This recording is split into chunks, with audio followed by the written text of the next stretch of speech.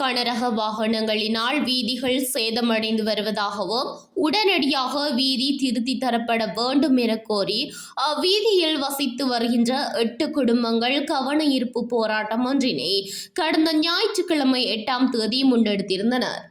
அம்பாறை மாவட்டம் கல்லொயா ஆற்றிலிருந்து கனரக வாகனங்களினால் மணல் கொண்டு செல்லப்படும் குறித்த வீதி கடுமையாக சேதமடைந்துள்ள போதிலும் கல்லொயா ஆற்றுக்கு அருகிலுள்ள 8 குடும்பங்கள் குறித்த வீதியை இடைமறித்து போராட்டத்தில் ஈடுபட்டனர்.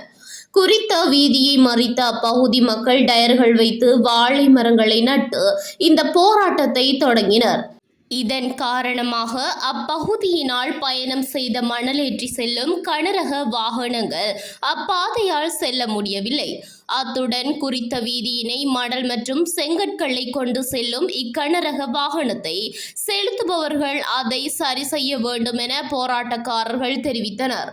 மேலும் இந்த வீதியில் தினமும் ஏராளமான மணலேற்றும் கனரக வாகனங்கள் செல்கின்றன.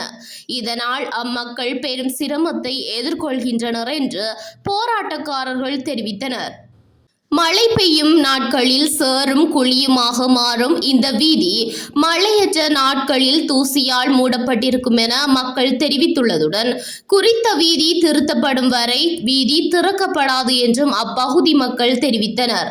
பின்னர் பிரிவுக்கு பொறுப்பான கிராம சேவையாளரும் அம்பாறை தலைமையக போலீஸ் நிலையத்தின் பதில் பொறுப்பு அதிகாரி சனந்த் சந்திரதிலக சம்பவ இடத்திற்கு வந்து கிராம மக்களுடன் கலந்துரையாடினார். மணல் அனுமதி பத்திரத்தாரர்கள் குறித்த வீதியினை திருத்தும் வரை அவ்வீதி திறக்கப்படாது என அவர் போராட்டக்காரர்களிடம் கூறினார்.